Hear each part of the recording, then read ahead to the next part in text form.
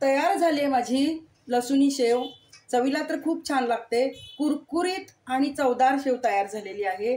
तुम्ही ही करून बघा। ही शेव माझी 1.5 किलोची झालेली आहे, कारण मी 3 पाव अगोदर बेसन घेतलं होतं, नंतर मी पाव किलो बेसन वापरलं आणि अर्धा किलो तेल मला तळण्यासाठी लागलेलं आहे। अशी एकूण 1.5 किलोची शेव तयार झालेली आहे आणि खुसखुशीत चवीला खूप छान झालेली आहे। तुम्ही ही करून बघा। आवडल्यास लाईक, कमेंट आणि सबस्क्राइब करायला विसरू नका फ्रेंड्स। हॅलो फ्रेंड्स, कसे आहात? मी दिवाळीसाठी तिखट शेव बनवणार आहे, तर त्यासाठी लागणारं साहित्य इकडे मी 3 पाव बेसन घेतलेलं आहे, मुठभर लसूण पाकळ्या घेतलेल्या आहेत, एक छोटा चमचा मी तिखट घेतलंय, मीठ आहे चवीपुरतं, हळद कलरसाठी हळद थोडीशीच घेतलेली आहे, हिंग आहे आणि ओवा 1 चमचा। तर आपण आता हे पिठामध्ये चांगलं मिक्स करून घेऊया आणि पीठ मळून घेऊया। पीठ मळताना तेलही घालायचं, 1 चमचाभर तेल लागणार आहे मोठं, तर मी ते तेल घालून पीठ मळून घेणार आहे। आता मिक्सरच्या भांड्यामध्ये मी लसूण, तिखट, मीठ सगळं ओवा वगैरे घातलेलं आहे। आता मी हे मिक्सरवरती पाणी घालून बारीक पेस्ट करून घेणार। आता मी शेवेसाठी पीठ मळून घेत आहे। इकडे मी अर्धी वाटी तेल घेतलेलं आहे, ते आपण पिठामध्ये असं मिक्स करूया। नंतर घालूया लसूण आणि याची मी पेस्ट करून घेतली होती ना मिक्सरला, ते असं गाळणीने गाळून घेऊया आणि घालूया। पाणी आणखीन थोडं लागणार आहे, तर आपण पाणी घालणार आहोत। गाळणीनं सगळं पाणी मी गाळून घेतलेलं आहे आणि हा थोडासा लसूणाचा आणि ओव्याचा जो क्रश आहे ना, तो तुम्ही कशाला वापरला तरी चालेल किंवा फेकून दिला तरी चालेल, मी तर फेकूनच देणार आहे। तर आता पीठ मळून घेते। आता मी पीठ मळून घेते।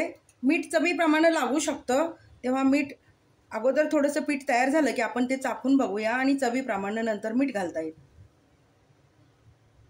इकडे मी शेवसाठीचं पीठ चांगलं मळून घेतलेलं आहे आणि हा माझ्याकडे सोऱ्या आहे शेवचा।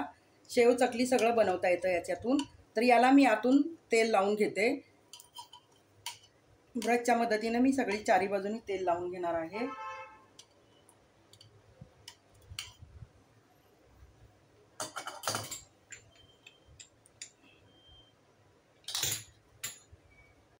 इकडे एक मी चमचा घेतलेला आहे आणि चमच्याच्या मदतीने मी शेवच्या सोऱ्यामध्ये हे सारण भरून घेणार आहे। आता सोऱ्या भरून झालेला आहे, हे बघा, हे असं खाली घ्यायचं आणि पॅक करून द्यायचं। हा सोऱ्या असा घट्ट पॅक करून घ्यायचा आहे बघा। आतमध्ये मी सारण पीठ भरलेलं आहे आणि हे असं पॅक करून घ्यायचं आणि आता इकडून शेव बाहेर येईल। इकडे गॅसवरती मी तेल गरम करून घेतलेलं आहे, कडकडीत गरम केलंय आणि नंतर मी मध्यम आचेवरती गॅस ठेवलेला आहे। तर आता आपण शेव पाडायला सुरुवात करूया।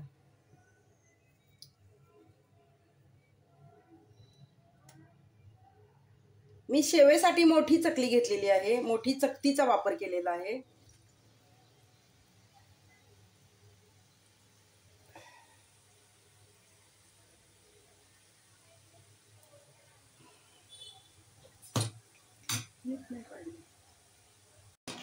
दोन्ही बाजूनी शेव छान तळून झालेली आहे।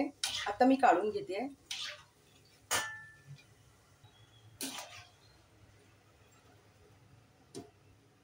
बघा, खुसखुशीत आणि छान तयार झालेली आहे।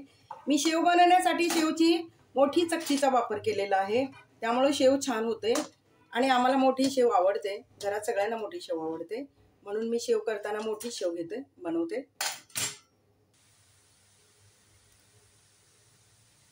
सगळे शेव मी अशीच बनवून घेणार आहे। तयार झाली आपली लसुणी शेव।